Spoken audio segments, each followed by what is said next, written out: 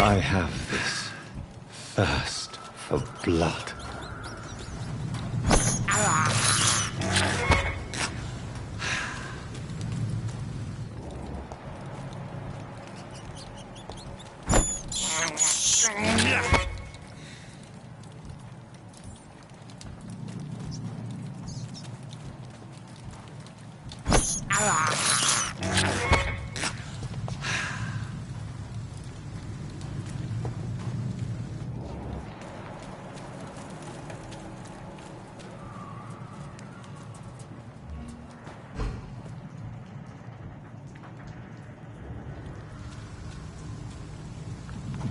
Spotted! Watch out! He's dead! Filter!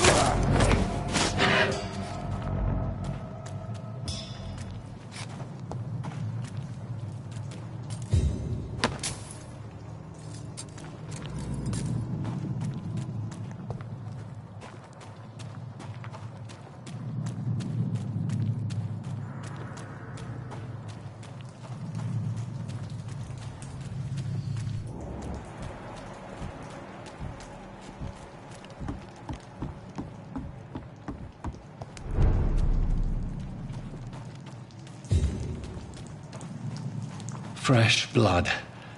The whole building reeks of it. The scent is so strong it makes me dizzy.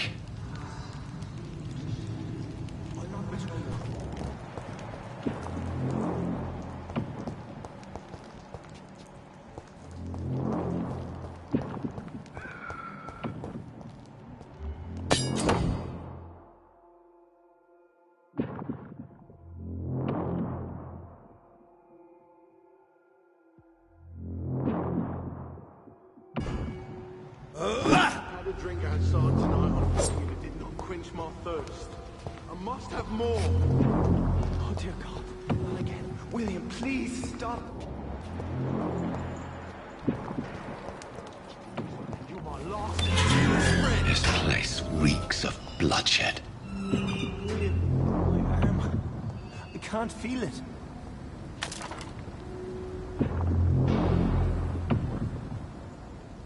This creature is Let go of bedeviled. me. I must put it down.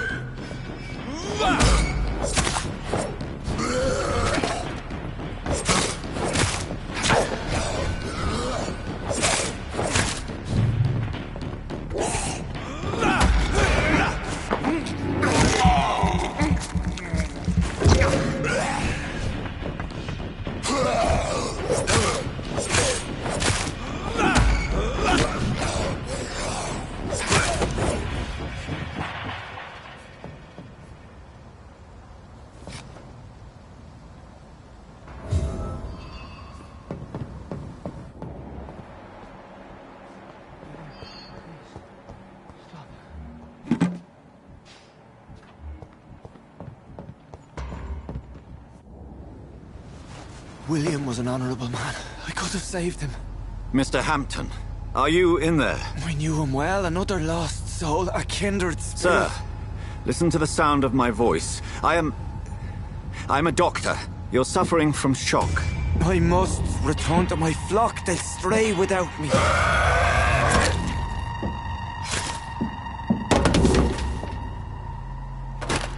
Remember, certain skulls are every bit as resistant as we are. Who are you? What do you mean by Skal? You truly are a newborn. I should have realized. Wait. You are the woman from the bar. Are you like me? Can you help me? I believe, sir, I already have.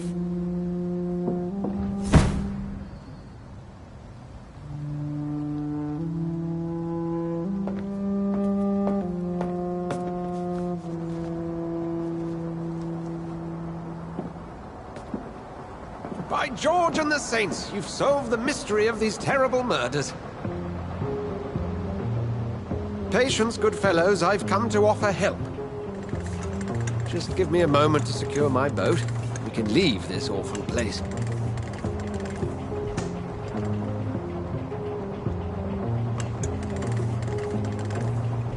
William was not the evil man they claimed. He was just taken by the thirst. He needed this drink. This man requires medical attention.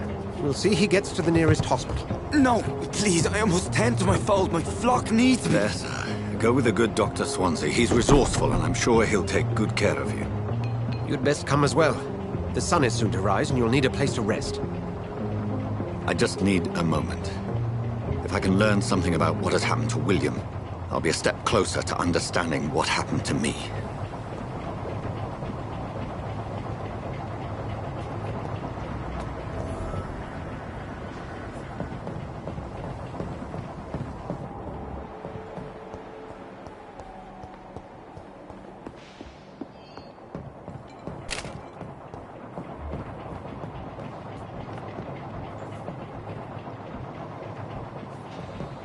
This poor creature can't be my maker. Could it be some subspecies of vampire? I must find a place to analyze the blood.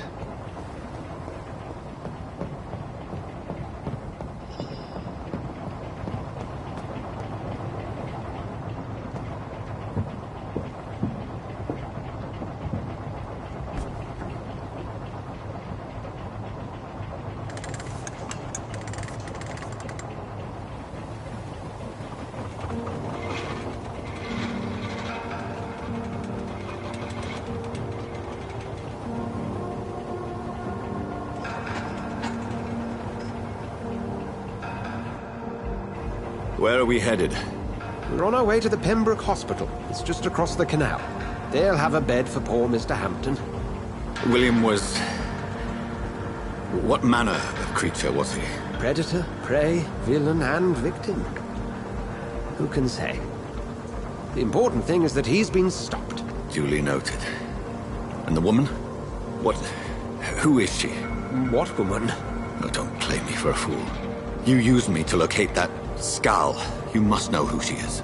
And I thought you a gentleman. You shouldn't talk about a lady behind her back, but I will tell you she values her privacy. Were London as peaceful as she appears from the middle of the canal? If only that were the reality of the situation. To be honest, I've always tried to avoid this part of town. Pembroke Hospital is the last bastion between the rest of London and the epidemic.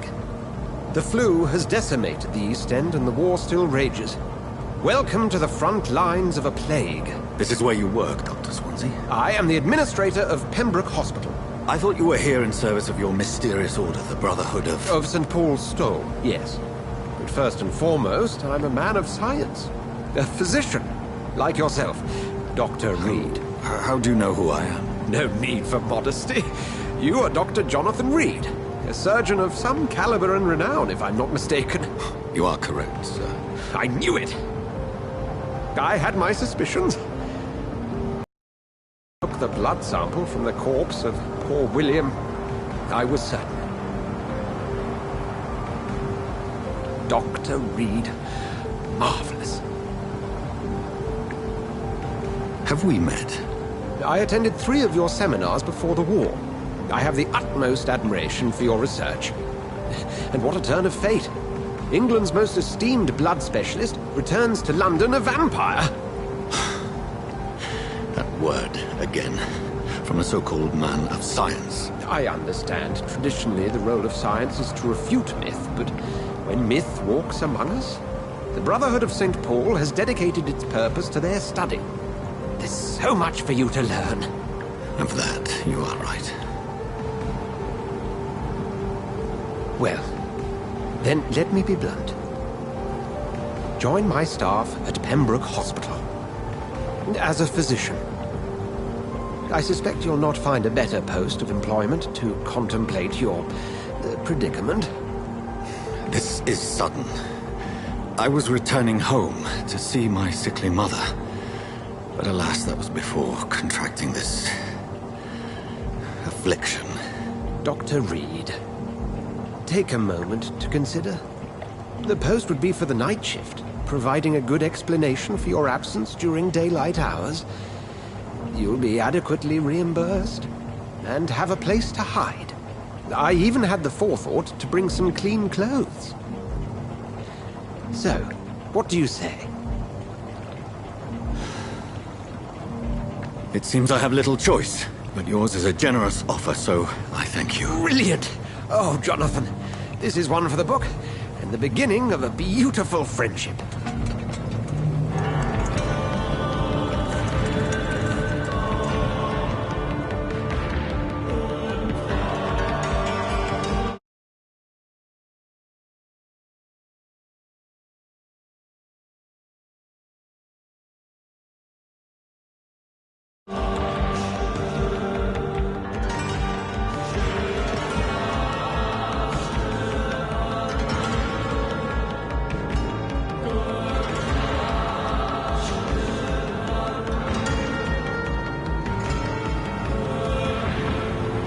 Dr. Swansea, thank goodness. I was beginning to be concerned. Worry no more, Nurse Crane, for I bring good news. Oh, Doctor, what a night. We lost 2 more patients. Nurse Scow said she couldn't take it anymore and resigned. Yes, well, I'll make a new rota in the morning. In the meantime, find a good bed for Mr. Hampton. Be sure to pay attention to his needs. Of course, Doctor. Oh, and Dorothy, Yes, Doctor? Dr. Reed here has just returned from the front. He served King and Country and will be joining us here at Pembroke. We're very lucky to have gained a surgeon of his talent, and one so experienced in blood transfusions. That is good news indeed, Doctor. Oh, yes.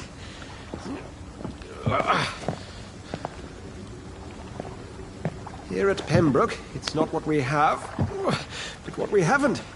It's only thanks to Nurse Crane and the staff that our ship doesn't sink. If you have any questions, just ask her. Duly noted. Thank you. Your assistance is required, Dr. Swansea, immediately. Welcome aboard, Jonathan. We'll catch up after my rounds. Coming, Nurse Crane. I'm coming.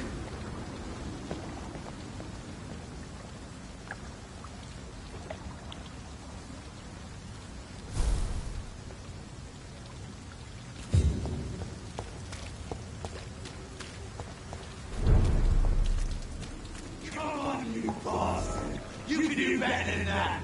Nah! It's my turn!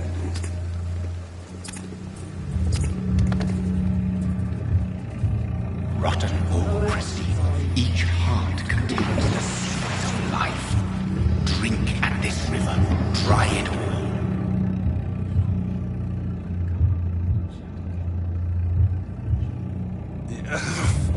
Oh, come on, you bastard! I won't bite! Sir, please. You've lost too much blood. Calm yourself. You think I didn't notice? Stop your staring and get me to an hospital, you arse!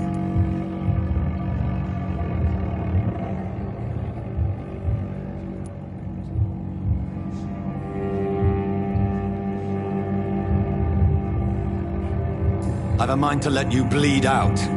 Good luck then, sir. Alright, sorry. I am in pain here. Me guts are spilling out onto the street and you're yabbering on. Yes. That's a very nasty wound you've got there. Take my word, I am a doctor. Dr. Jonathan Reed. Name's Clay Cox. I'd appreciate you helping me to a better place, Doc. Follow me, Mr. Cox. Let me assist you to that better place.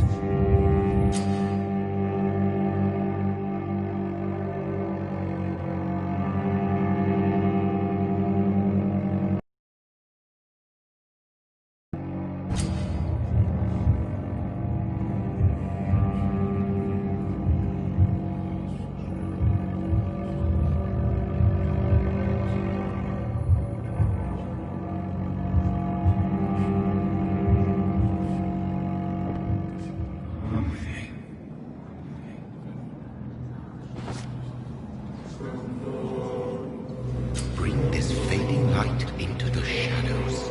Dance with him the dance of life and death. Run, Lord,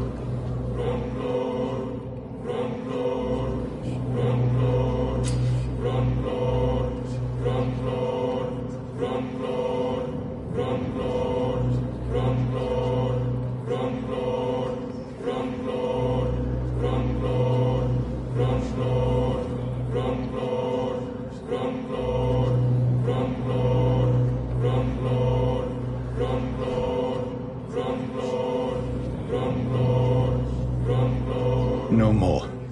Not tonight. Not like this. I will not take another life.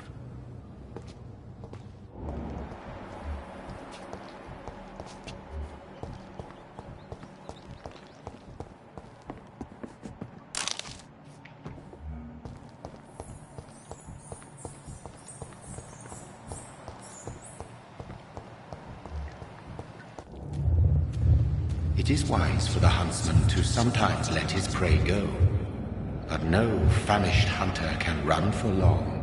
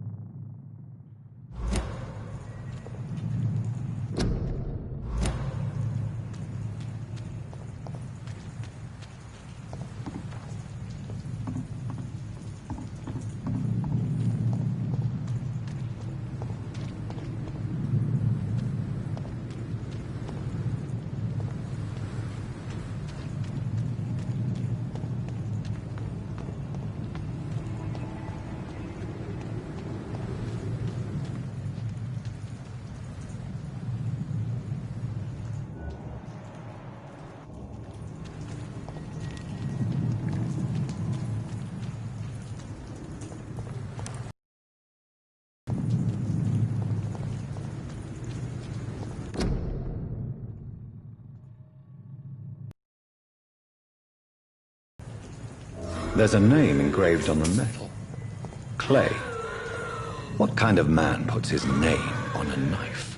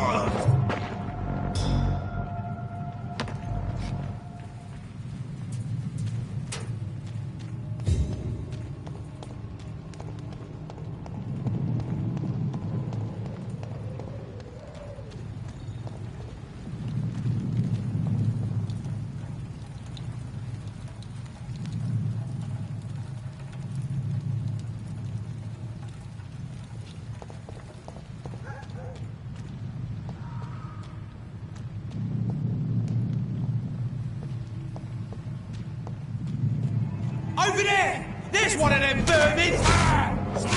Die, vermin!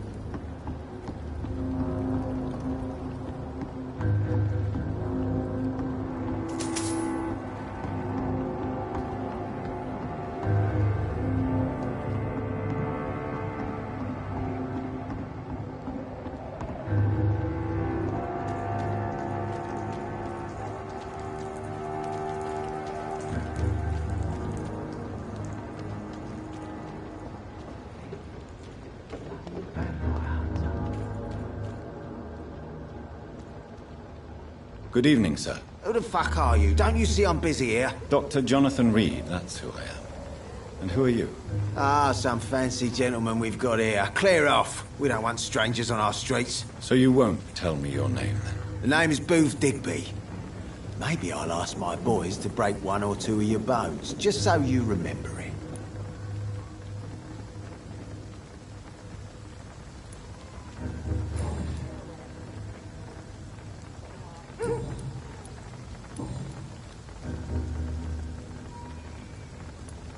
Are you some kind of vigilante patrolling these streets at night? Something like that, but the police aren't in charge here. We are, see?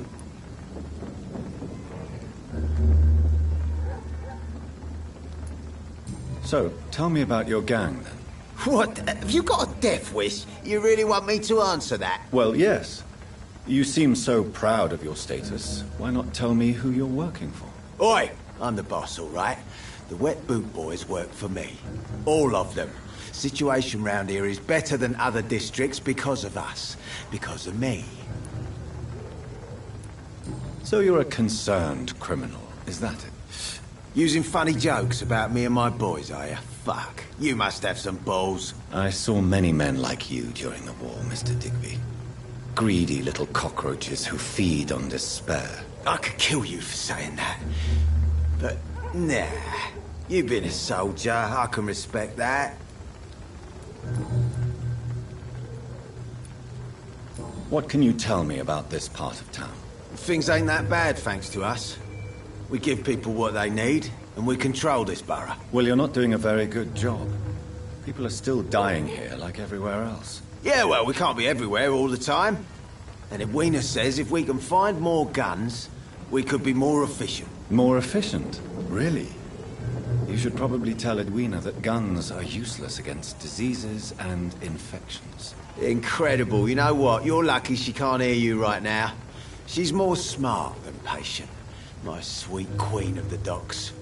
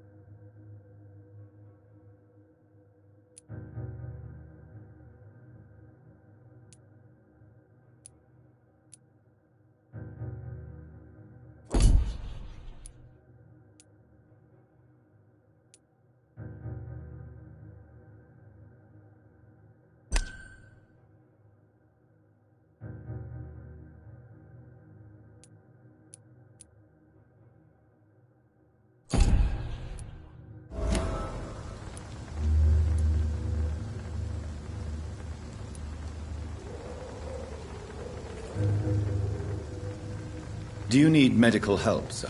I feel fine, Dr. Reed.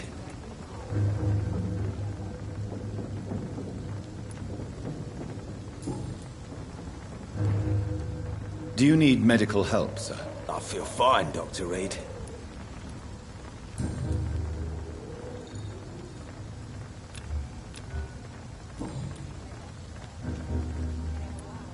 Goodbye, Mr. Digby.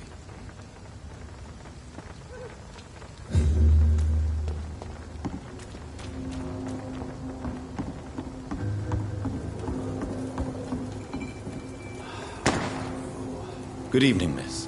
I am Dr. Reed. May I ask you a few questions? Who are you? What do you want? As I just told you, I'm a doctor. From the Pembroke Hospital, actually. The Pembroke Hospital, you say? I ain't paying any bill left by Clay. I'm not here to collect payment, Miss... Miss Edwina Cox. So what do you want then? Fancy buying something from me, maybe?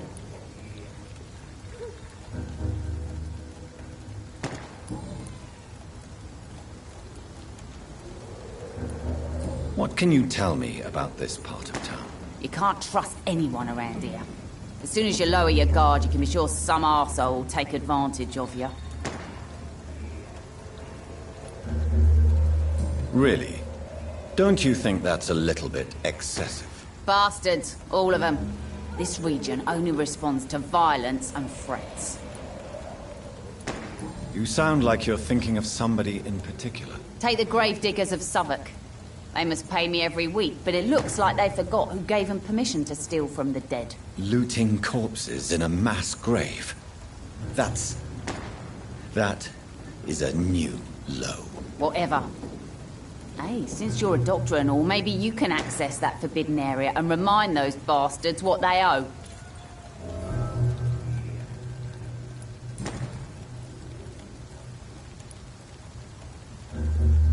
What can you tell me about your work? I'm a businesswoman.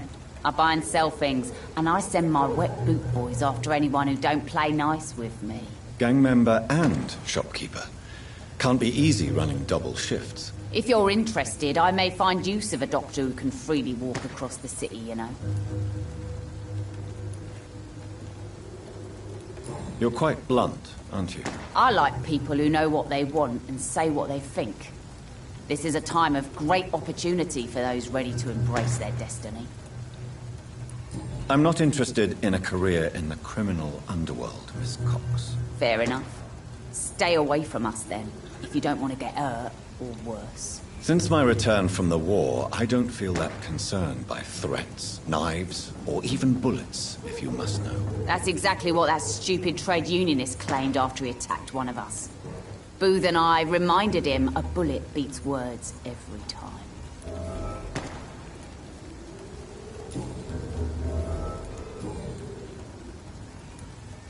Can I see what you have to sell? As long as you have money, I'll show you all I have.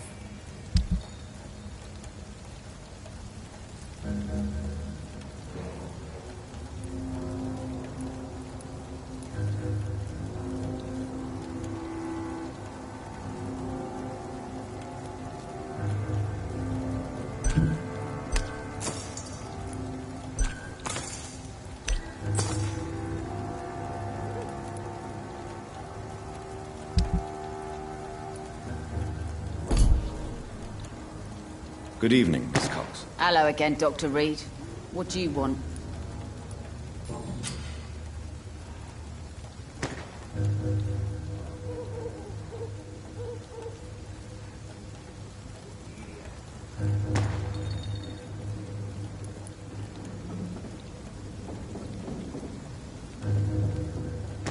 Booth Digby looks at you with love-struck eyes. Tell me, Edwina, is the feeling mutual? You have no idea how refreshing it can be for a woman to receive all the pleasure she needs. For once. I'll take your word for it. What is it, Doctor? A woman's not supposed to talk about these things.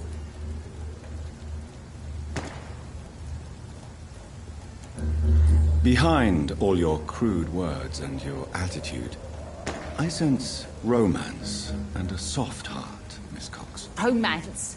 I have no time for such rubbish. I use Booth like I use everyone else.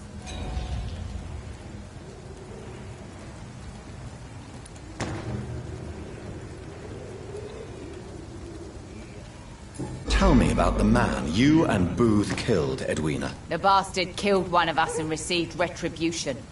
There's nothing else to say.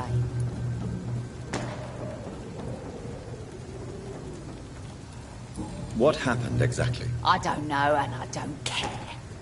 One of ours was killed by that communist bastard, but he didn't brag for long. So you have no idea what really happened, but you executed him anyway. No one messes with the wet boot boys, Doctor. This is our territory, and this is our law. And your conscience is clear. You kill without hesitation. Violence is an efficient tool, Dr. Reed, when used properly. So you decide who lives and who dies, just like that. Yes, Doctor. Just like that. I'm not saying it's fair. I'm saying it's my way of dealing with troublemakers.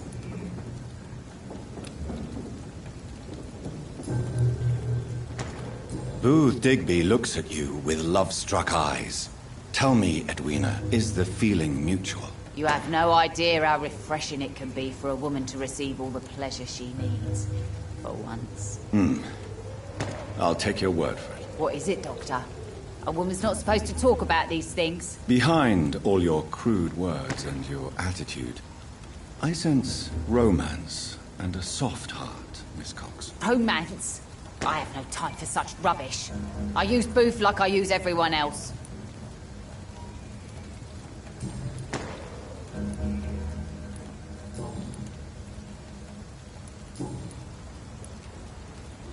Goodbye, Miss Cox.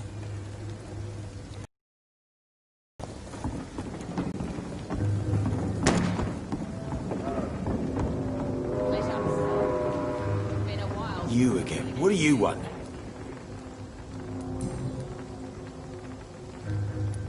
Tell me about the man you killed, Booth. What happened? One of us had been killed, so we had to retaliate. That's the whole story. There has to be more to it than that. No, really, one of us got killed, so the killer had to die. That's how things have always been done round here. No one gives a shit.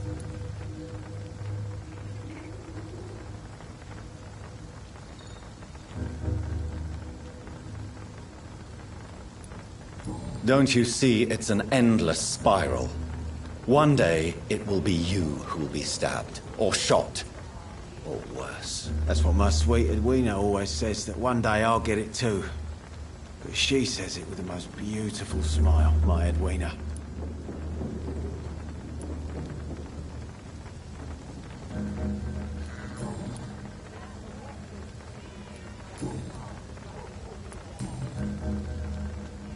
Goodbye, Mr. Digby.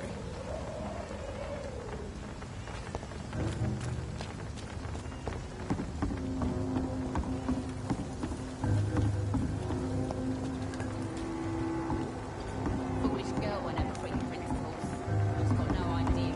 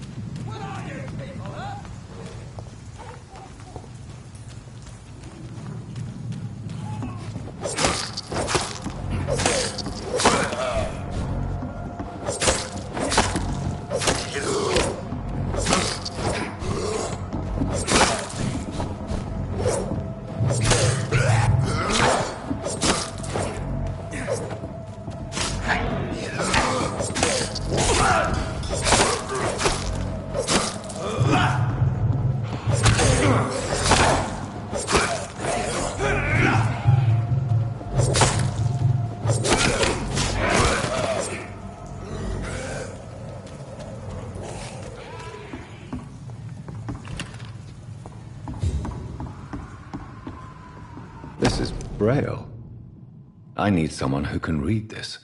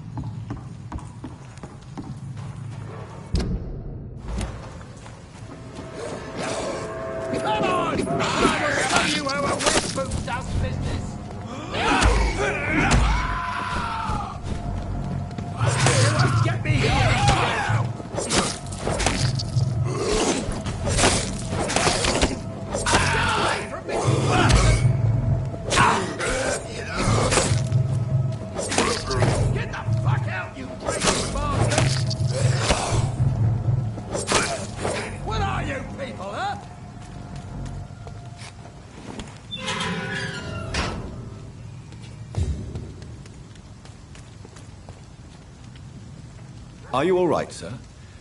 What are you doing in a place like this? I'm not sure that's any of your business. I hope you realize that staying here will put your life at great risk. Pah! I'm not afraid of these guards of Priwen, or whatever these thugs call themselves. I can still kick some respect into those youngsters. I wasn't specifically referring to them, but are you really after these men? Why? They took my boy! I've had no news since he joined that crazy gang. So I decided to come and find him myself, to get some answers. I see. But as I said, your life is at risk if you stay here. And I'm not referring to the gangs either. You should leave, sir. Well, this part of town used to be nicer, let's say. Perhaps you're right. This isn't the best way to save Andrew.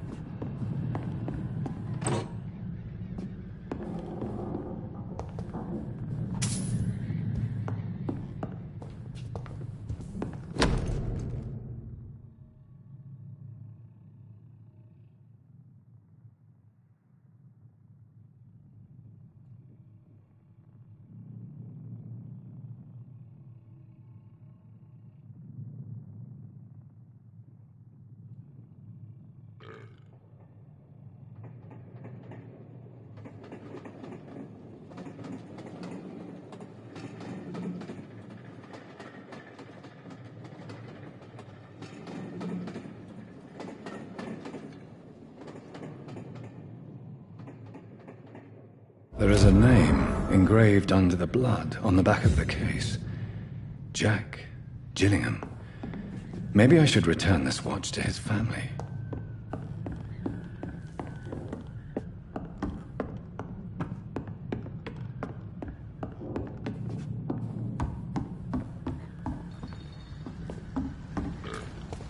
Young man, I am perfectly capable of defending myself.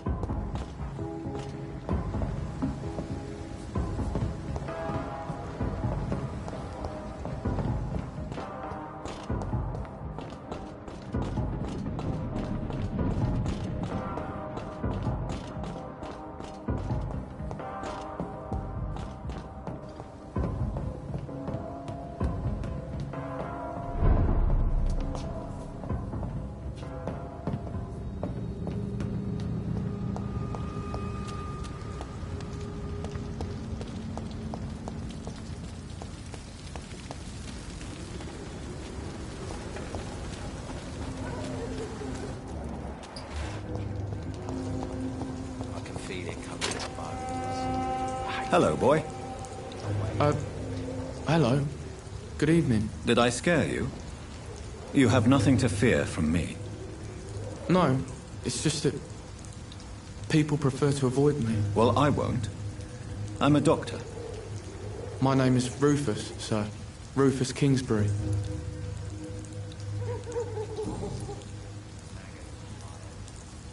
What can you tell me about this region? It's all about staying out of trouble. But since most people prefer to avoid me, it's pretty easy. Why do people avoid you? They call me Rufus the Curse. Around here, I'm a bit of a bad luck charm. Have you ever thought about leaving? Where else would I go? At least I know these streets and some people around here. This is my city, for better or worse. What do you do around here, Rufus? I listen to the news on the docks, sir. And I smile at those kind enough to spare me a bob. Do you have a job? It's hard to work, what with my head and all. Since I was a boy, I've always had trouble remembering what I do and why I do it. What do people say about this place? Things have been tense between the Wet Boot Boys and the Communists. They both feel they should run the docks.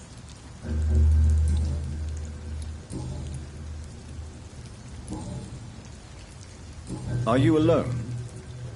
Where is your family? I don't have any. My parents are dead. So you have no home? You're sleeping rough? No. I mean, yes. I live on the streets. I have no home.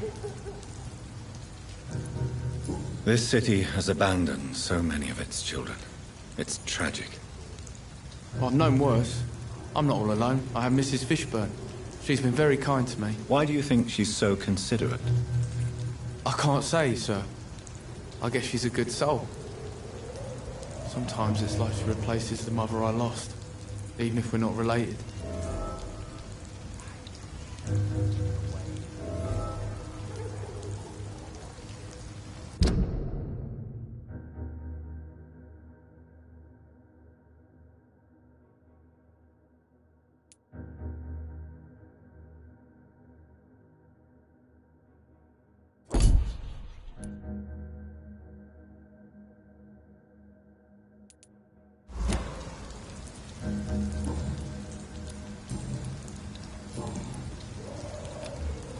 Do you need help? A real doctor caring about me. That's a first. I feel like a real person.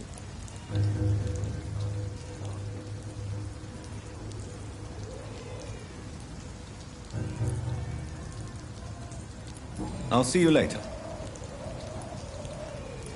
So long, Rufus. Be careful. Take care.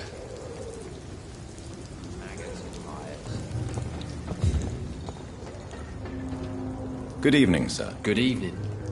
Why must it always be a good evening? I was just being polite. I'm Dr. Reed. I'd like to ask you some questions, if I may. Don't like questions. Or doctors. And the name is Seymour Fishburne, if you must know.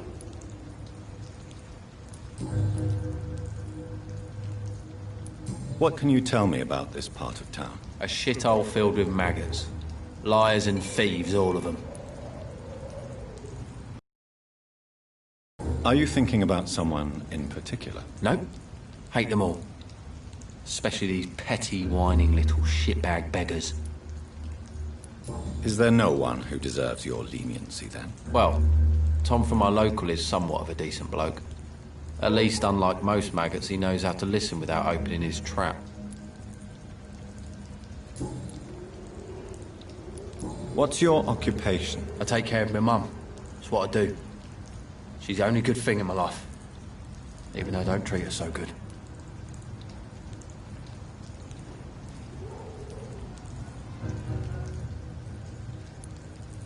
You seem upset. Is something bothering you? I lost the necklace I bought her. I'm a fucking idiot. A worthless idiot. Sometimes it's hard to be a good son. I just want her to smile. No, I was thankful for her patience, appreciated like... God knows she deserves it.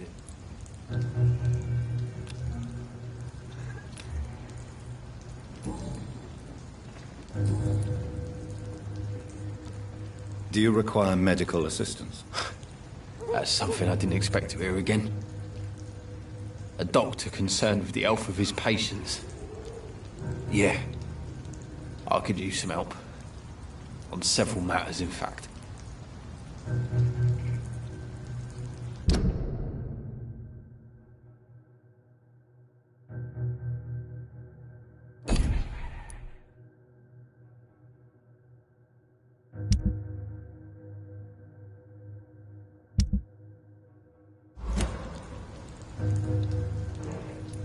I will see you later. Goodbye, Mr. Fishburne.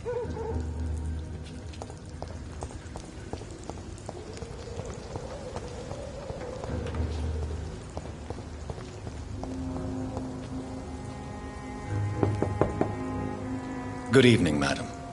I'm Dr. Reed. Could I come in? Why? What do you want? I work at the Pembroke Hospital. I'm investigating the flu epidemic in this area. Oh, the Spanish flu. Well, that's quite liberal of you, Doctor. But this is no time to be knocking at people's doors. I'll leave you then. Good night.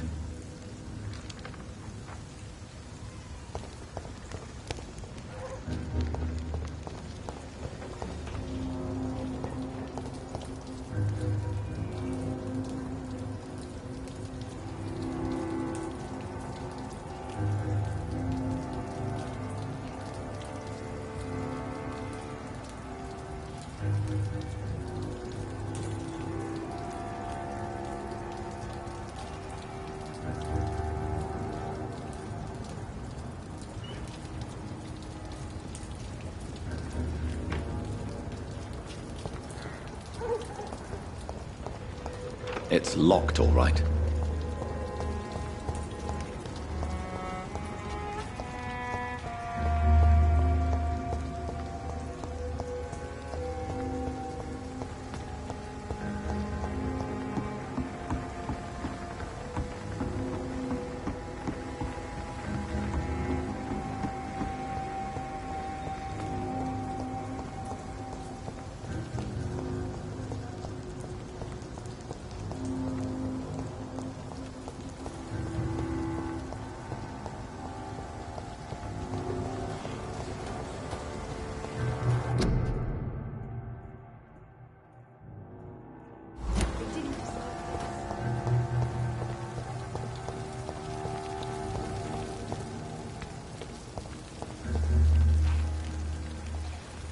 Good evening, sir. Whatever. Don't you recognize me? We met a few nights ago. Don't take it personally. I spent a lot of energy forgetting what I did the night before. Yes, you had definitely drunk too much then as well. I'm Dr. Jonathan Reed. I'm Dyson Delaney. I'll try to remember you. This time.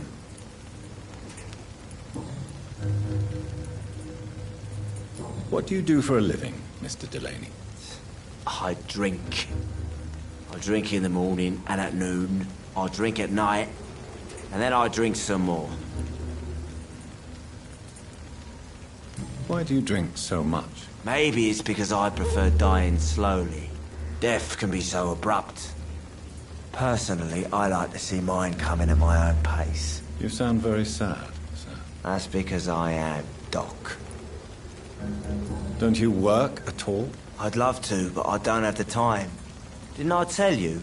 Drink in the morning and at noon. I drink at night.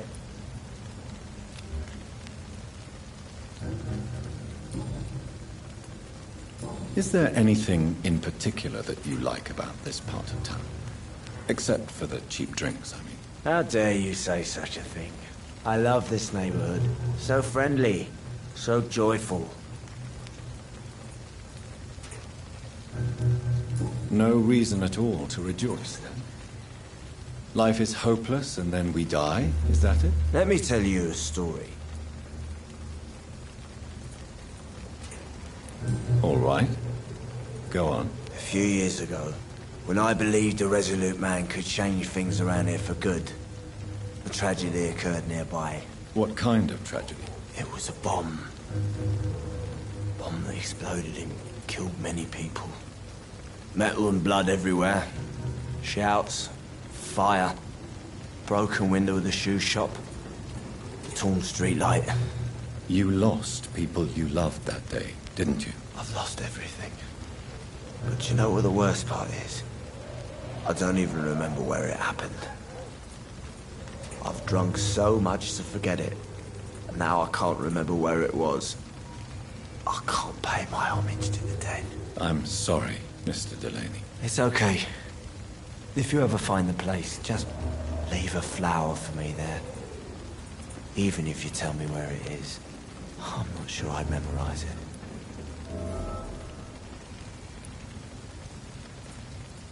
Is there anything in particular that you like about this part of town?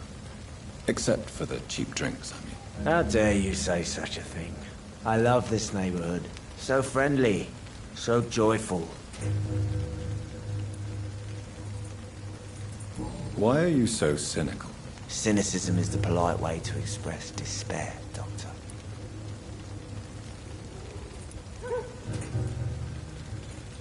Inebriation aside, do you need medical help? Yes. I feel sicker than usual these days.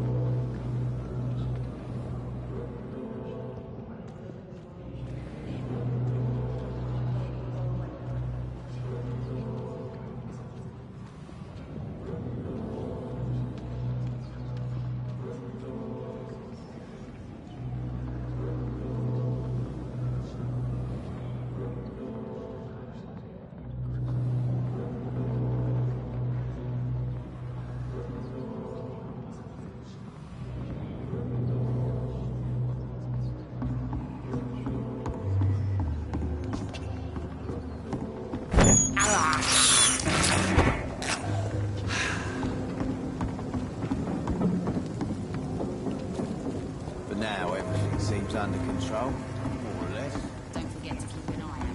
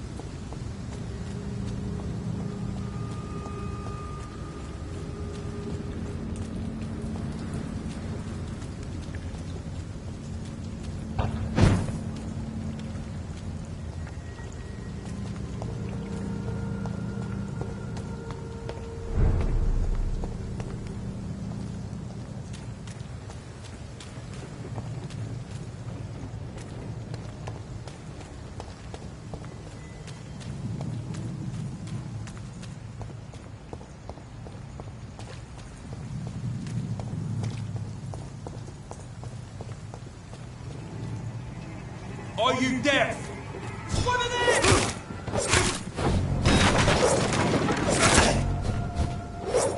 Burn it!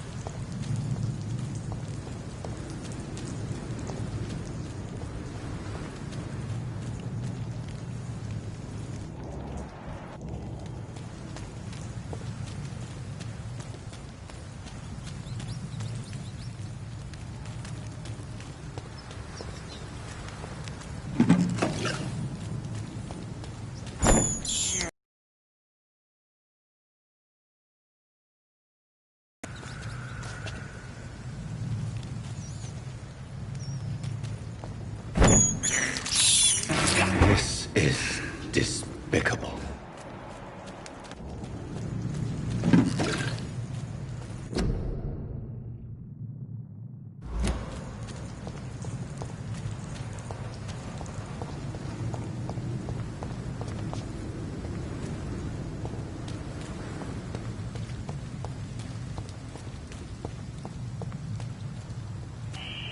Scowl voices in the garden. I should investigate. If they were to find somebody, Scowl voices in the garden. I should investigate. If they were to find somebody.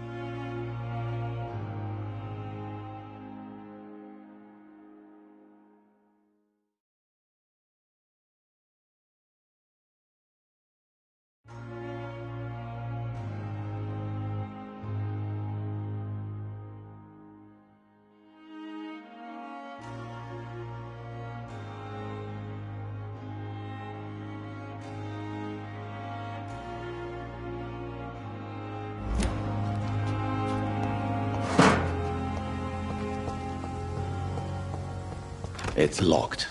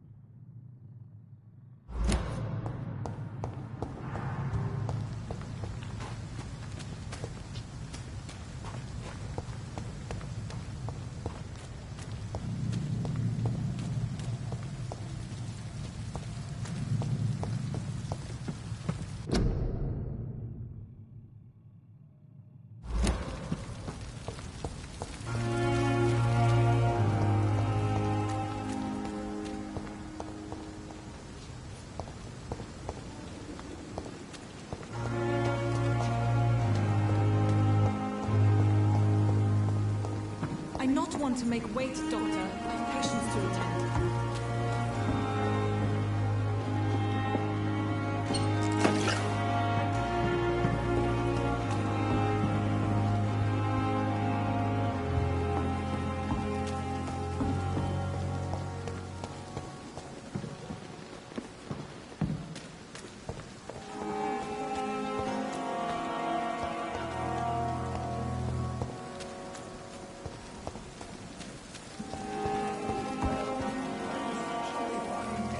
Doctor, where have you been? I've little time to play hide-and-seek with new staff members, no matter how illustrious they may be. I found a wounded man by the docks. He answers to the name of Clay Cox. He requires urgent medical attention. Already making the rounds? That's the Pembroke spirit. I'll ask our porter, Milton, to bring him back immediately. Thank you, nurse. What can I do for you? Dr. Swansea insisted we provide you a quiet office. You'll find it on the second floor with your name on the door. Thank you. Nurse Crane, isn't it? Yes, Dorothy Crane. Welcome to Pembroke Hospital, Dr. Reed. Your office has been prepared. I would like to ask a few questions first.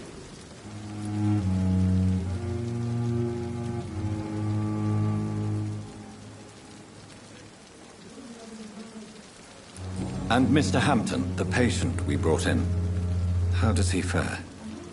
I gave him a sedative to help him sleep. Poor thing was in quite a state of shock. What kind of man is Dr. Swansea? Well, you accepted the job from him. I thought you would have known about your employer.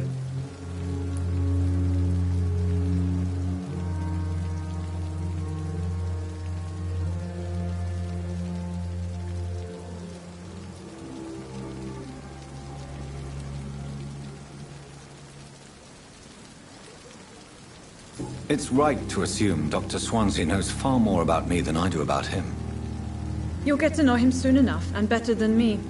The administrator has better things to do than mix with us.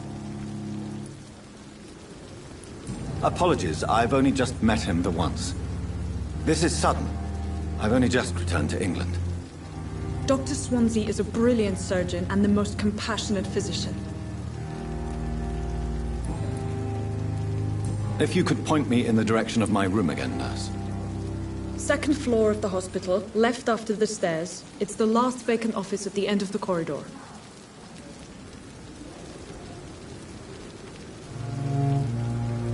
Thank you, Nurse Crane.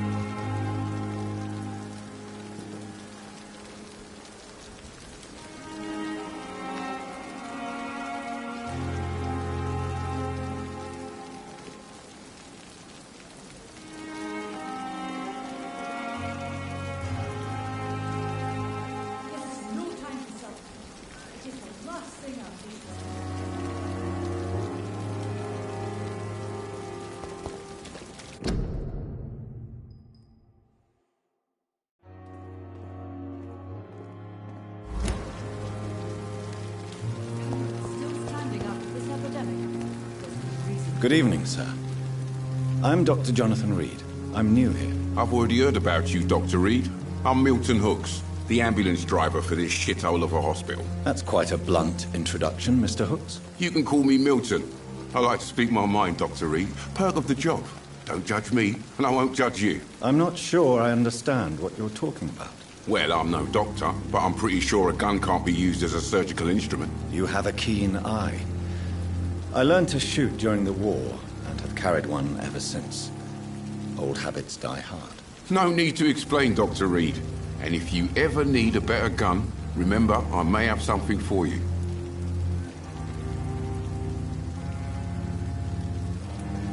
I have some good news, Milton. What? The epidemic's over? I retrieved your wallet, with all the money, and a certain picture. Well, yeah, Pippa Hawkins is my girl. So what? Is it the difference of skin colour that bothers you? Not at all, Milton. Good. Please, take this money anyway, to remind you to keep your mouth shut. Not everybody is as broad-minded as you, Dr. Reed.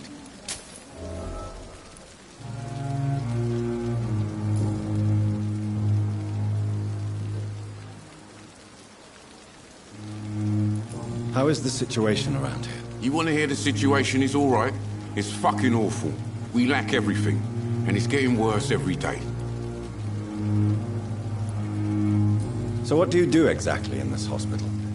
Apart from smuggling guns, I mean. I've been an ambulance driver since... too long, I guess. I bring sick people here night and day. It's a dirty job, but I get it done. Most of the time.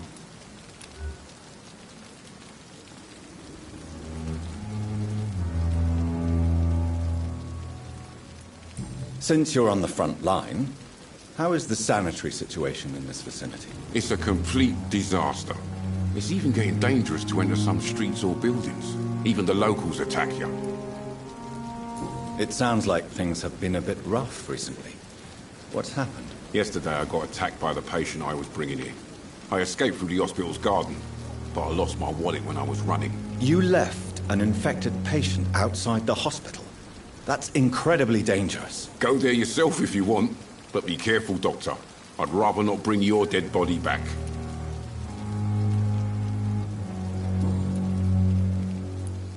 Are you really smuggling weapons through the hospital? And why not? I've already been attacked by patients, you know. And by gang members willing to steal my money. But you're not defending yourself. You're selling guns to civilians. You keep people alive your own way, Doctor. I offer them another way to protect their health.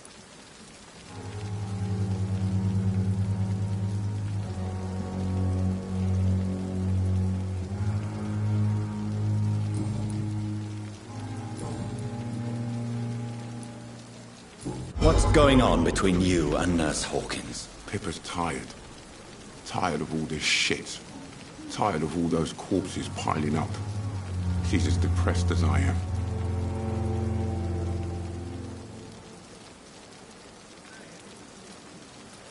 During the war, I witnessed a few couples just like you come together in difficult circumstances. It can be very damaging. Maybe you're right.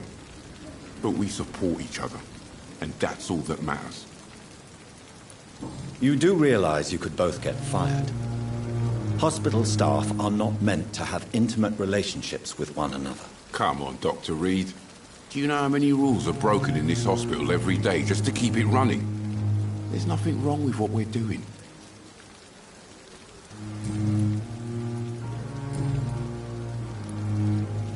I'd like to see your goods. Wise choice, Dr. Reed. A reliable gun is what everybody needs these days.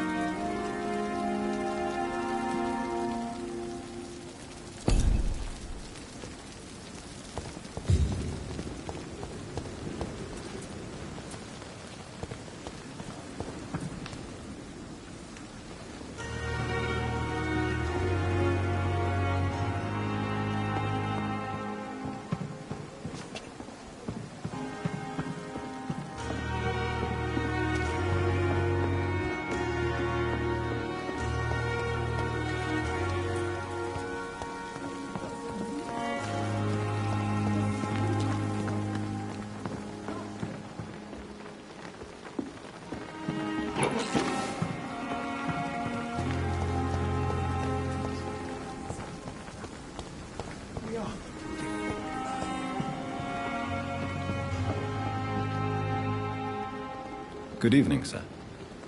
So it is true. The famous Dr. Reed has joined us. I can't think of any better news during these terrible times. Do we know each other? Actually, yes.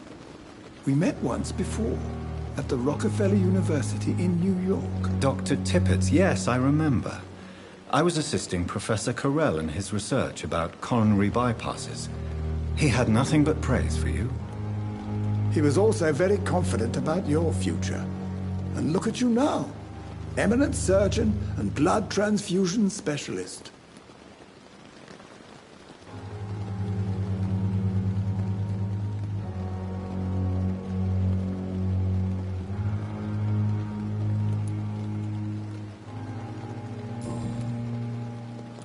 What is the Pembroke Hospital situation? And please, speak freely. This hospital is not exactly the best of London.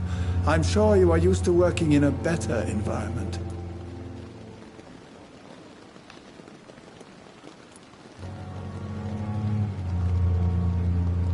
It's more than enough. In any case, the personnel of a hospital are much more important to me than the building. Don't be misled by appearances, Dr. Reed. This hospital does not lack talented people. It just lacks hope.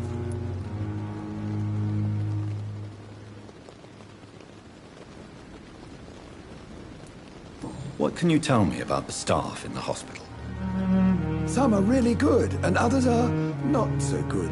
But during this troubled period, there is no time for slander. I prefer to focus on the positive character traits.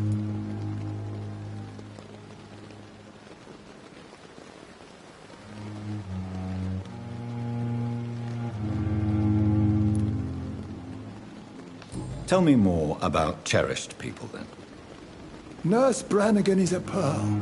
She is the most helpful and dedicated nurse I've ever worked with. A clever and cheerful woman. You really seem to admire her skills. I'll go even further. She would be a damn fine practitioner.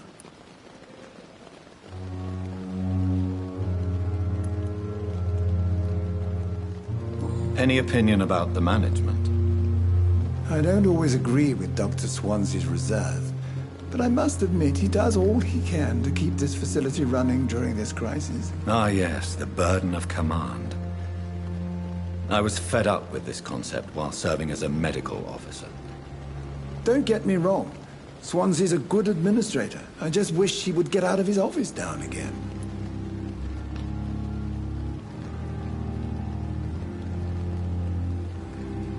Do you need any medical assistance yourself, Doctor? Come on, don't be ridiculous, dear colleague.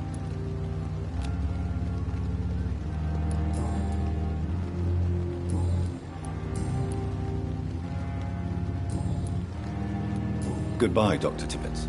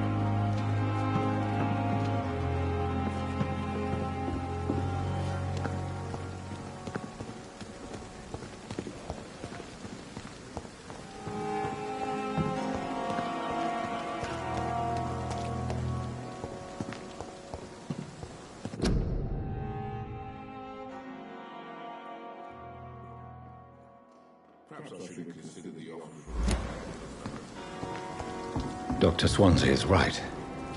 This place seems perfect to conduct my research.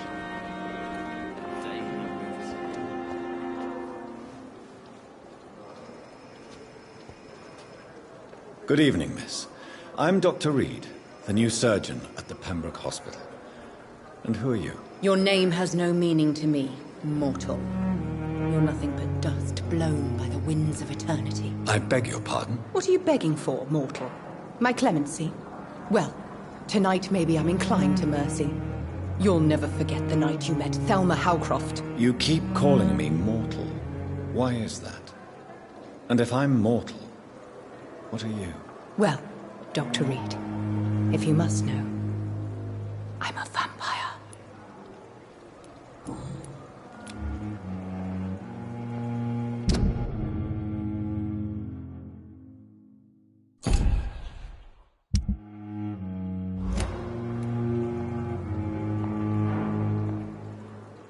And why do you believe you're a vampire? I don't need to believe anything. It is what I am. It is what I feel within this hollow shell of flesh.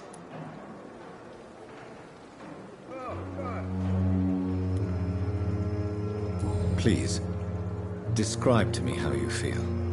What is it like to be a vampire? I can hear my body crumble from the inside as my flesh cracks and fades. I sense the last pulse of postulant blood within my drying veins. I need new blood. I see. Have you ever heard of Cotard syndrome, Miss Howcroft? Never. It's a mental illness discovered by a French neurologist named Jules Cotard. The affected patients are delusional. They believe that they are putrefying, that they are dead, a ghost or a ghoul, or in your case, a vampire. Delusional, you say? Oh, sad and petty mortal. You can't even begin to understand the concept of immortality. And you think it is I who am delusional. I'm assuming you must be a patient here. Am I right, Miss Howcroft? It's only a cover. To hide from my enemies. I can leave whenever I want. As a woman, a spirit, fog, or bat.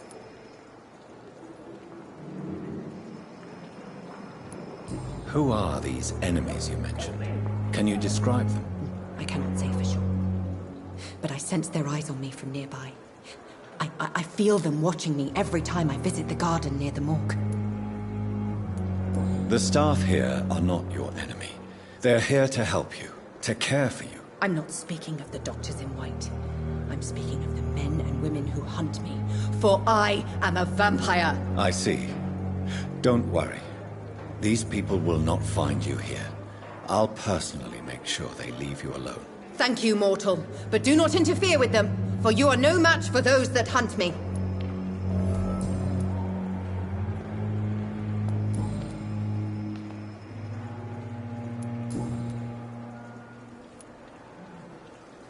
Who are you really, Miss Howcroft? I mean, apart from being a vampire. Is that not enough for you, puny mortal? What do you require? Proof of my powers? I'm curious to know who you were before becoming a vampire. No, it was such a long time ago, I don't remember. Centuries of unholy life can have strange effects on one's minds, you see? I'll leave you, Mistress of the Dark, to your nocturnal activities.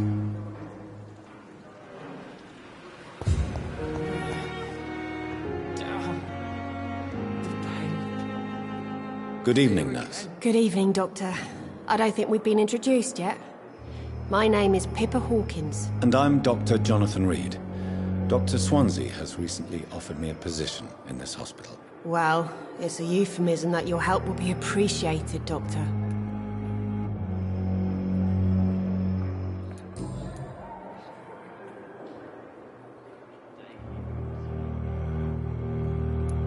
Pippa, I know you're very close to Milton Hooks. Yes?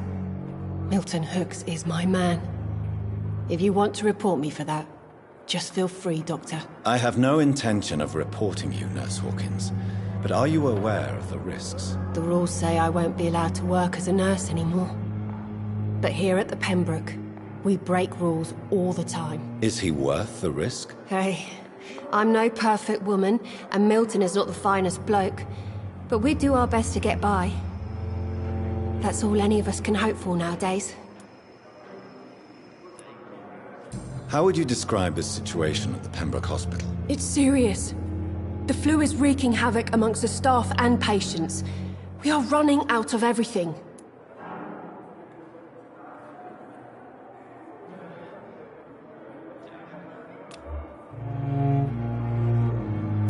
You must get a hold of yourself, nurse.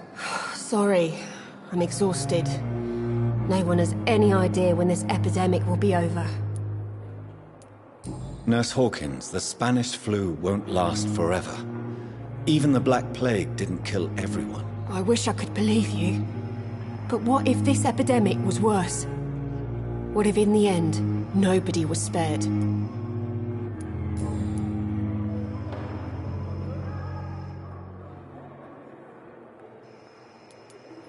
How long have you been a nurse? Well, long enough to see that the epidemic is winning. And no matter how qualified you are, don't tell me you'll change that.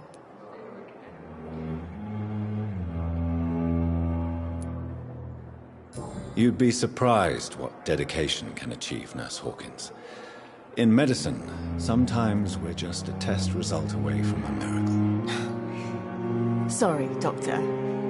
I don't want to sound bitter, but I'm just too tired to give a pep talk like Nurse Brannigan. How is the Pembroke staff coping with the epidemic? Well, not well. Milton, the ambulance driver, is even more grumpy than usual, especially concerning doctors.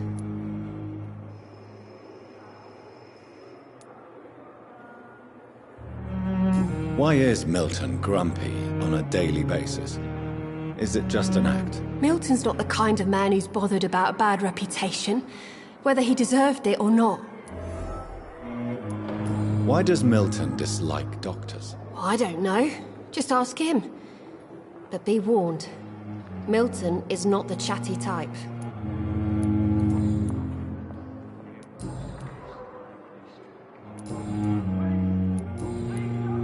Goodbye, Nurse Hawkins.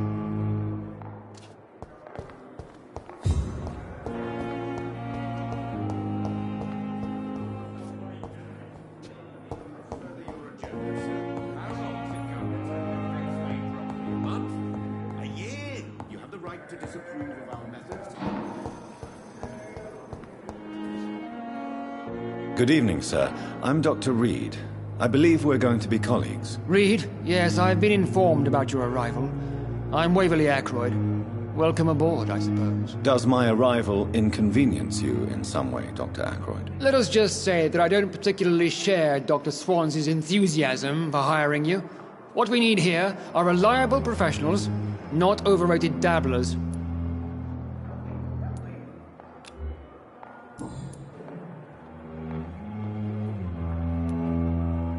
If you have a problem with me, Dr. Ackroyd, please feel free to tell me. Dr. Swansea has imposed your presence on this hospital without asking anyone's advice. The benefit of his position. But I don't agree with it. I know we've never met before, but I believe this hospital could use all the help it can get. You will agree with that, I'm sure. Oh, but I have heard about you, Dr. Reed. Of course, you can't say the same about me, since I have not wasted my time courting the press.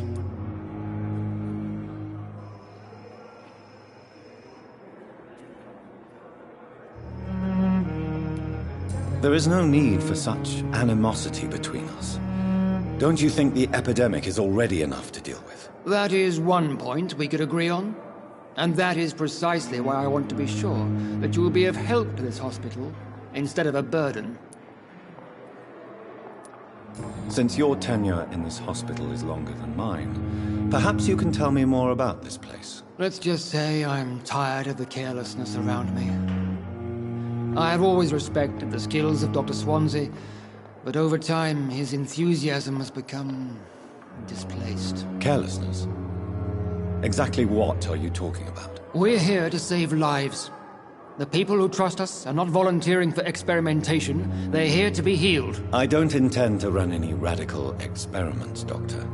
Even if I, as any good practitioner should, express an interest in pushing the boundaries of medical research. Modern medical methods were created through audacity and ego.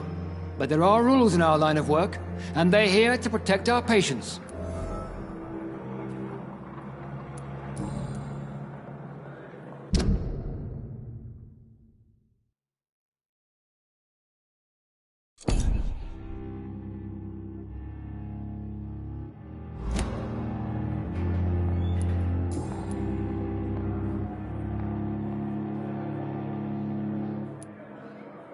I don't know what you've heard about me, but I have already proved my value as a practitioner. I don't question your skills, Dr. Reed, but your motive.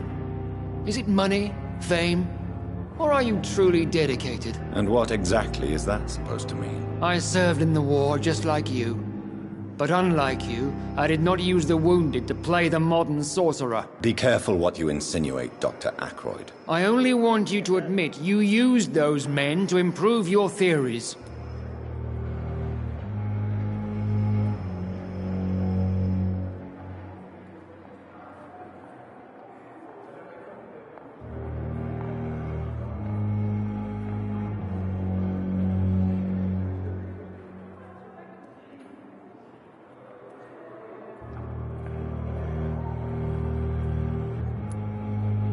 Knowledge has always been and will remain our main weapon, and it has always come at a price. And personal initiative. It is not a question of initiative, it is a question of integrity. These men and women have put their faith in us, Dr. Reed. It seems you have bad memories of your military service. I refuse to see this industrial slaughter as scientific progress. War only reveals the worst in men. We can at least agree on something, Dr. Ackroyd.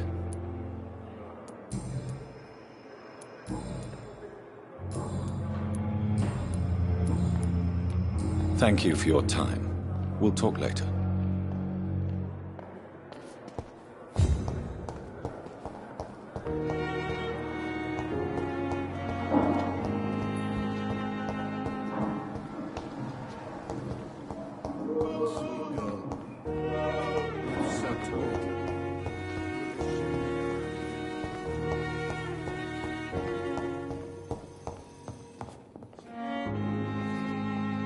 Good evening, Doctor. I believe we're going to be working together. Dr. Reed. Dr. Swansea informed us of your arrival, but I could not dare to believe we'd have such good fortune. Such an honor, sir. Thank you. And you are? I am Thoreau Strickland, Dr. Thoreau Strickland. I'm a great admirer of your work, Dr. Reed.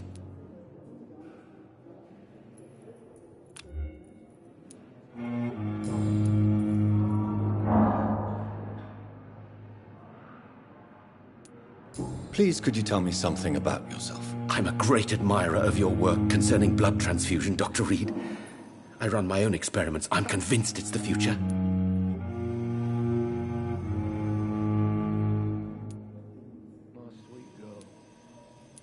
What made you choose to be a doctor? I'm not ashamed to admit you and your work have inspired me. I am honored to have the opportunity to work by your side.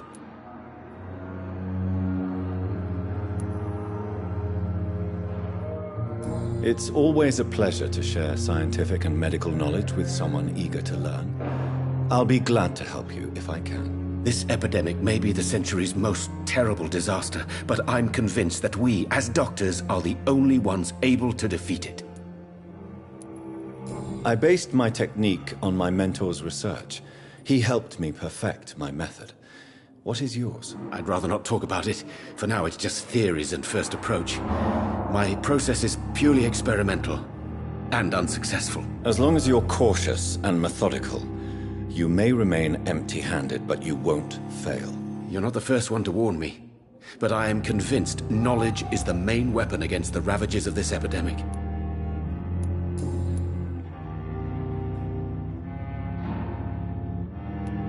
What can you tell me about the Pembroke? Well, it has always been an honor to work with Dr. Swansea.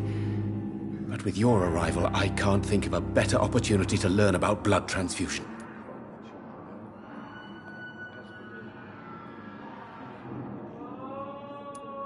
Do you need help with anything in particular? Well, yes, maybe. I'm waiting for a batch of products I ordered for my personal research, yet my supplier seems to have vanished. Do you want me to play the errand boy for you? Oh no, Dr. Reed. But if you went personally to his shop, what with your reputation and all, he wouldn't dare to refuse the products I need. I see. Well, give me the address, for I may pass by if I have time. You seem quite optimistic. It's a rare and precious attitude in these difficult times. I'm convinced that this epidemic is a test of endurance and dedication for us men of science. Questions remain about our capacity to resolve the situation. True. Last summer, during the first wave of the epidemic, I used to joke with Milton about the extra work. We're not smiling now. What do you think of Dr. Ackroyd's aversion to modern medical methods? It's a shame he's so narrow-minded. Dr. Swansea taught me that science is about exploring uncharted territory. I'm convinced that's true. With the influenza and all that's going on, you should put your differences aside, don't you think? Why is it so difficult to work together? I believe that if Dr. Ackroyd had been the one to discover the transfusion process, he would be the first to recommend its use. So you believe it's just a question of jealousy and pride? Dr. Ackroyd is as proud as he is blinded by his obsolete concept of medical science.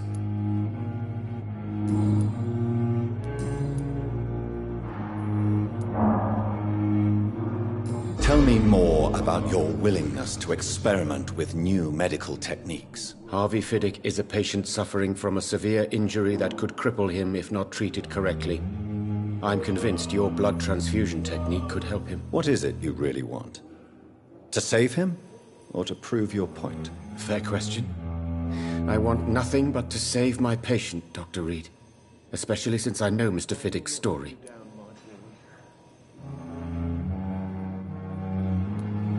Tell me Mr. Fiddick's story.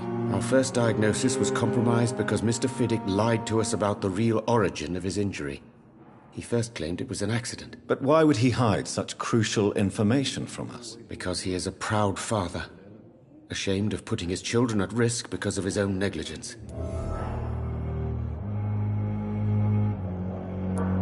This personal involvement could also appear to be a lack of impartiality. You must know that a good surgeon must remain neutral. I agree.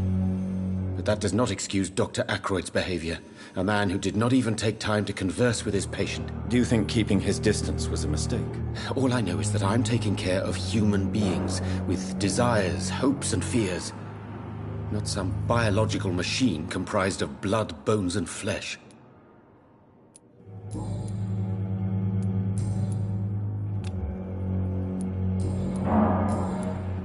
Goodbye, Dr. Strickland. As for me, what a blundering idiot. Good evening, sir. I'm Dr. Reed. May I help you? I don't know if a third opinion is needed. Your colleagues are already arguing about my condition. I see. Would you mind telling me more about your situation? I'm Harvey Fiddick. All I want is to get me bloody arm fixed properly.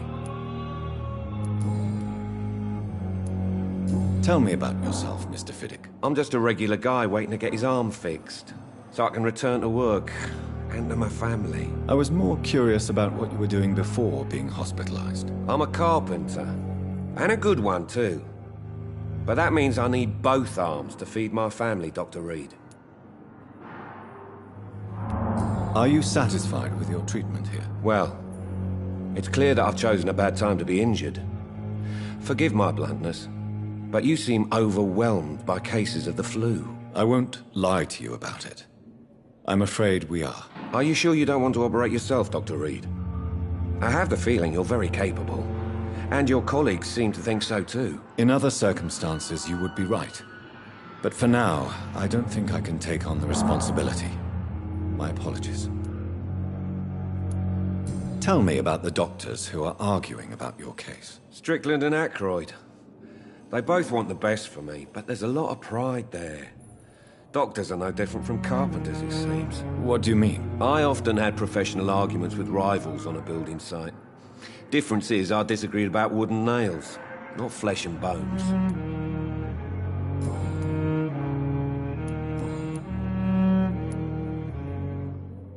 Tell me about your injury, Harvey. Why do you feel so guilty about it? My wife died because of me. And now I may lose everything because I've been careless enough to hurt myself. What an arsehole. How could your job be responsible for your wife's death? I was working a double. She went out to bring me a hot meal and got caught in a German bomb raid.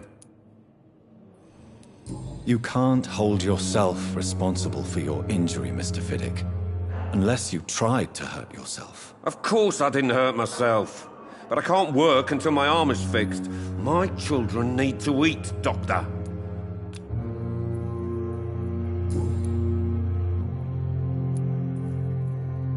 Tell me more about the death of your wife, Harvey. 1915. I was in the army. Building workshops for the Royal Flying Corps. Helen was happy I wasn't sent to the front. What happened? The Germans sent Zeppelins to bomb the construction site, but they missed their target. My wife was bringing my dinner when the bombs fell.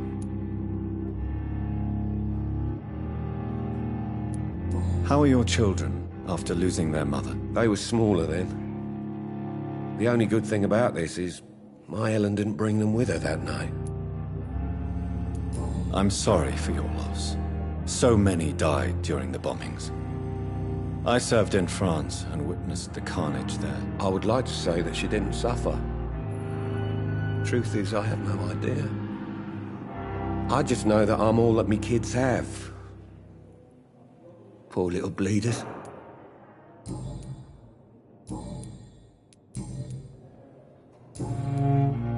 Goodbye for now, Mr. Fiddick. I'll see you later. My sweet girl. Reads me like a book. I never could keep anything from her. Good evening, sir. I'm quite busy right now, Dr. Reed. Thank you for your time. We'll talk later. As for me, what a blundering idiot. What can I do for you, Doctor? Thank you, Nurse Crane.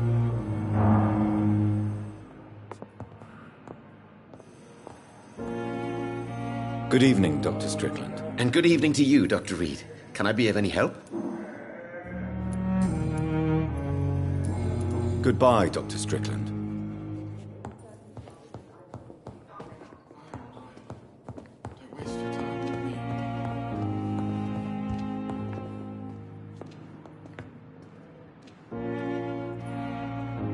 Good evening, madam. Can I help you? It's my son who needs you, sir. I'm Dr. Jonathan Reed. How can I help your son? I'm Beatrice Goswick, mother of Mortimer Goswick. Could you check on him, please, Dr. Reed? I've heard much of your talents as a physician. What can you tell me about yourself, Mrs. Goswick? Not much to say. Just take care of my Mortimer and I'll cover all the expenses. That's all that matters. Are you really that rich? Most of the patients here are of a more humble origin, if I may say so. Yes, thanks to my husband. May he rest in peace. I can cover any needed medical expenses. May I ask if you have an occupation, Mrs. Goswick? I'm a teacher by profession. I teach young women who are more ambitious about their futures than their families. What do you think of your reception here? Any complaints? I have had the uttermost reservations about this hospital since we arrived. But we had no other choice, considering the state of emergency. Is there something in particular that's bothering you? Some of the staff were not especially welcoming. I suspect they're not accustomed to dealing with patients of such social standing. Tell me more about your arrival at the Pembroke Hospital. What gave you such a bad first impression? The ambulance driver was quite rude, for a start. And that nurse, Miss Hawkins, seems to have quite a dubious attitude. What do you mean? She managed to secure a bed for my son despite the epidemic. It was a relief, but it wasn't cheap.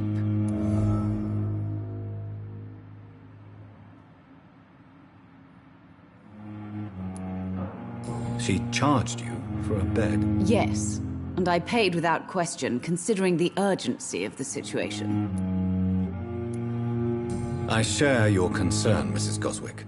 Be sure that I'll talk to the people involved. I don't expect compensation, Dr. Reed. But I'm aware such behavior would not be tolerated in other hospitals. I'm all right.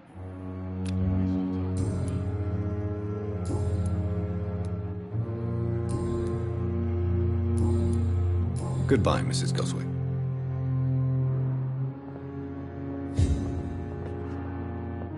Good evening. I'm Dr. Reed. Can I help at all? No. Really? Why are you here, then? I don't want to talk. My throat hurts too much. I suppose that this pain is the reason you're here. Is someone taking care of you? Yes. And no. Could you at least tell me your name, sir? Mortimer. Mortimer Goswick.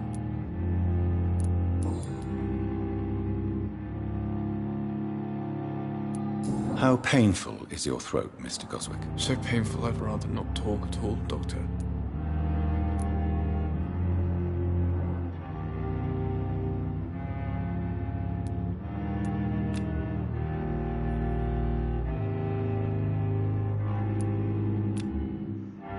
I'll let you get some rest, then. Good evening, sir.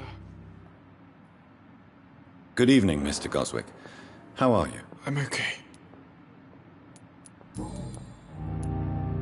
Why did your mother have you hospitalized here? She seems convinced this is a bad hospital. My mother just wants the best for me. She won't rest while I'm here. She'd go all the way to hell and back to help me.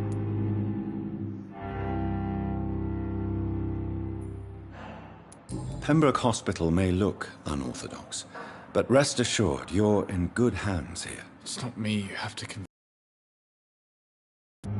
It's my mother. Is your mother bothering you? As your doctor, I can ask her to leave you alone. But you have no idea what my mother is capable of. She would tie herself to my bed if you asked her to leave.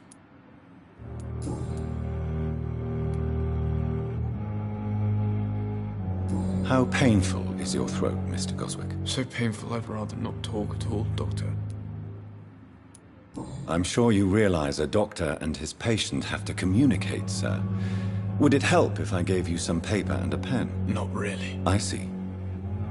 Then maybe it's not just your throat that hurts, Mr. Goswick.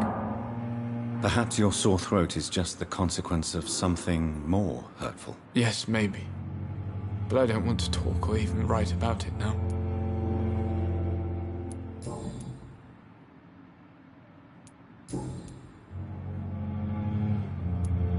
Tell me about yourself, Mr. Goswick. I don't want to talk, Doctor. I have to go now, sir. But don't hesitate to contact me if you need any help. Good evening, sir. Doctor.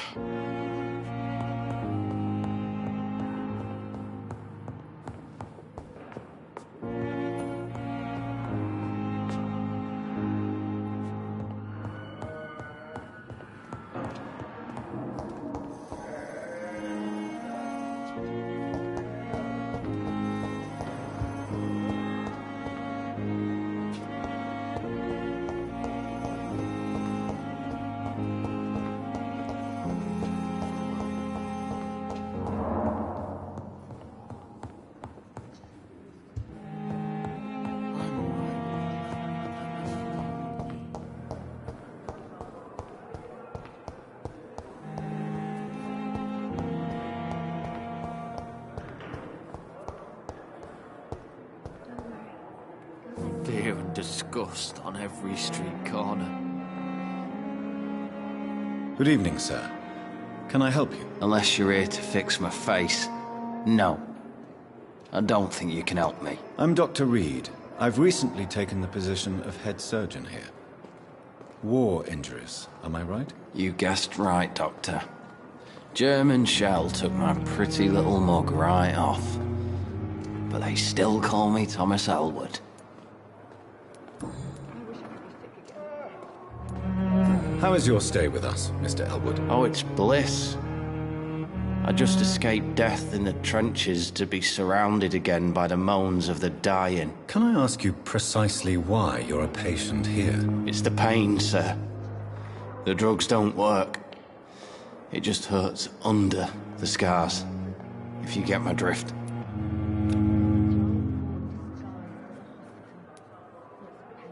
Can I do anything for your pain? Nurses gave me a bunch of pills. No effect. Told you. It's like the flames are under my skin, burning away. Who is treating you? Is someone in particular looking after your case? Nobody since the old and tired doctor spoke to me. Started to think I was forgotten about. Wouldn't blame you. You don't seem worried by that. My face hurts so much more when I smile or cry. I've learned it's easier not to speak. But be assured I'm smiling inside.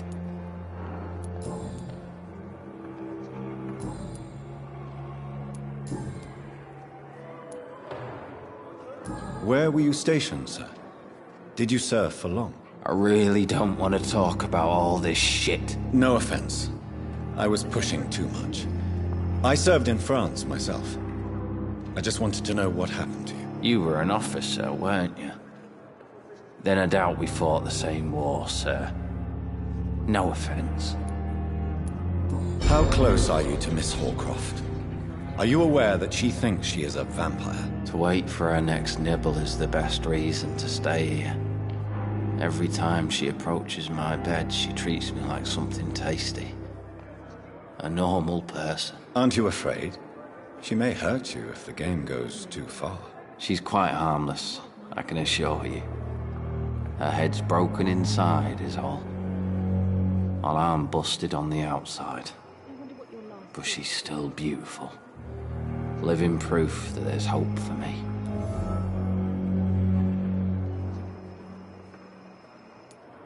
So do you let her bite you? You know that's not sanitary. And why not? She's only supping a few drops of me blood. And the pain, it's real for once. She could decide to bite less willing patients. Then it's another good reason for me to stay here, Doctor. You do realize she's mentally disturbed. It's called the Cotard syndrome. She truly believes she's a vampire. In her madness, she never refers to my scars. And frankly, if I could, I'd join her world. It seems much more fun than the real one.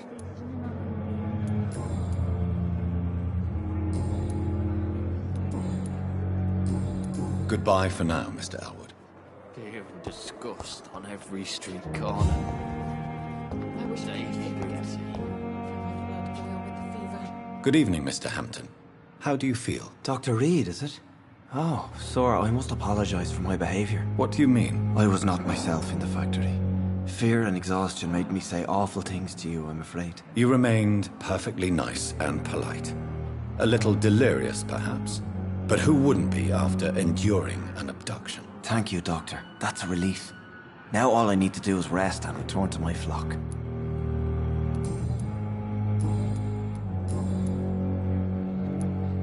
How did you end up in William Bishop's den? I had received alarming news about his recent behavior. I went to his place and he refused to let me go.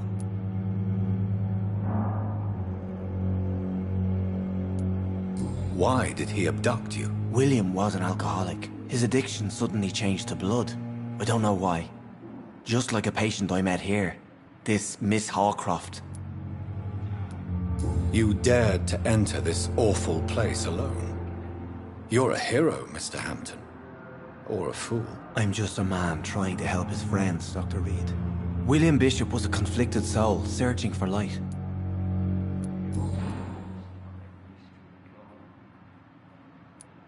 Do you know Tom Watts, the bartender from the Turtle? I met him before I found you in the canning factory. Tom? Yes, of course. Always the helping hand, good old Tom. Without men like him, corruption and despair would have wiped out the East End long ago. People are still in despair. How could it be otherwise? The authorities have left us all to rot in this contagious nightmare. No drugs, no advice, nothing. It's a damn shame. Who should I avoid in this part of town, then? Any particularly evil figures? Not really. Most men and women are just doing their best. And it's not my habit to speak ill of people I know, Doctor. What is the general situation in the East End docks? The situation has always been tough, with a lot of tensions between the gangs and the dockers' trade union. The wet boot boys are very nervous since they lost their leader.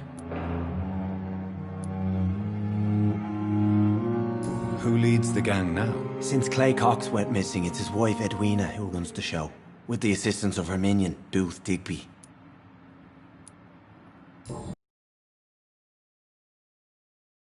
I've had this nickname for so long, you know, the sad saint of the East End. No one dares to bug a saint, not even criminals.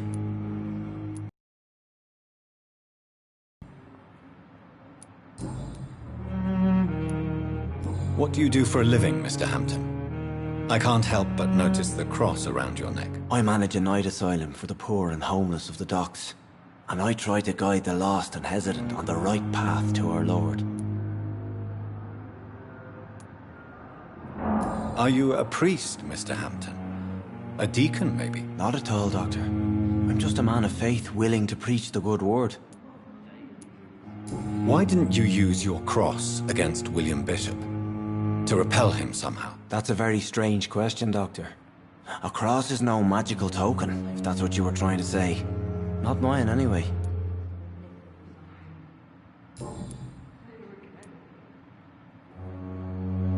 How do you feel, Mr. Hampton? Medically speaking, I mean. I feel exhausted. Beyond exhaustion, actually. William drank so much of my blood in his madness. I feel empty. You're in good hands here. Dr. Swansea is well versed in blood transfusion, and I'm sure he'll take the best care of you. Thank you, sir.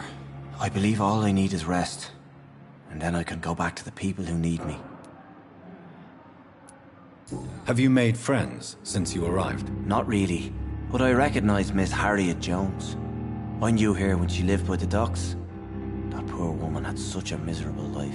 You never came to see her here at Pembroke? Receiving visits when sick can be an important part of the healing process, you know. We're not just bodies. You're preaching to the converted now, Doctor. To be truly honest, I thought she was dead. She left the docks many months ago. Goodbye, Mr. Hampton. We'll talk again later. I wonder what your last thoughts would be, sir. I have wasted too much energy for so little result. Damn. The pain. It's here again. Good evening, Nurse Hawkins. Good evening, Dr. Reed. Goodbye, Nurse Hawkins. I wish I could be sick again. Feel my blood boil with the fever.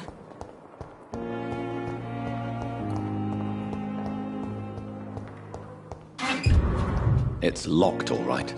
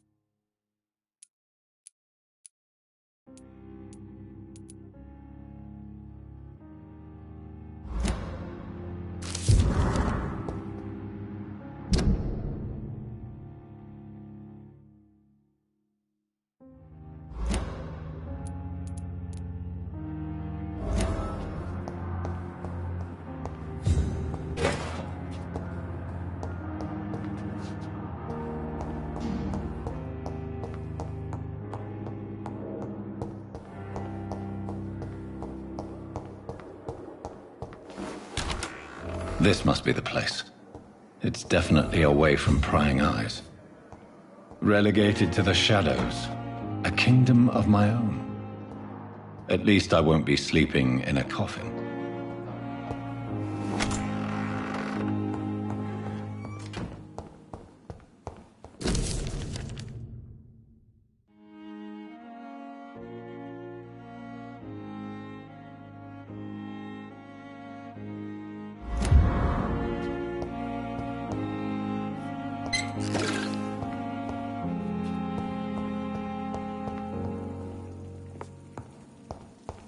The flower's dying. It needs water.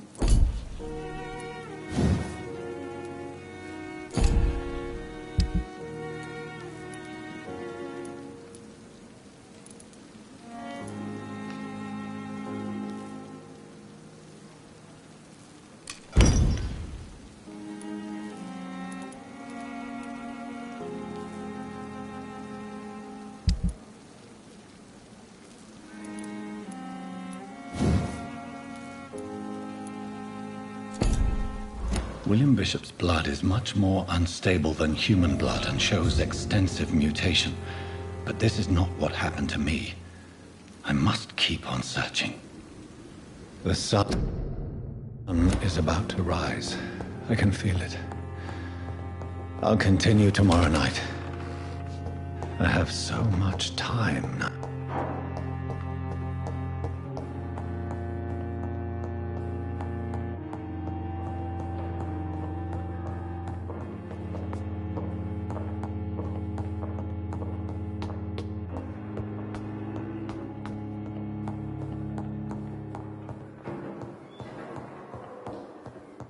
Not now.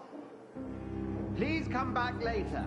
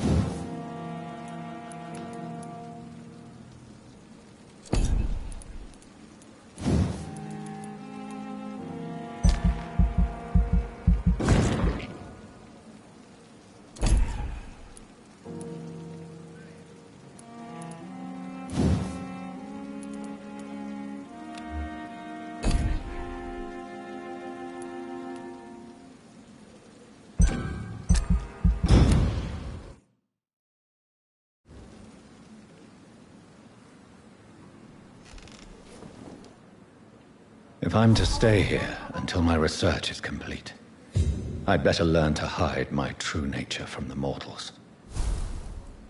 But what about my thirst for blood?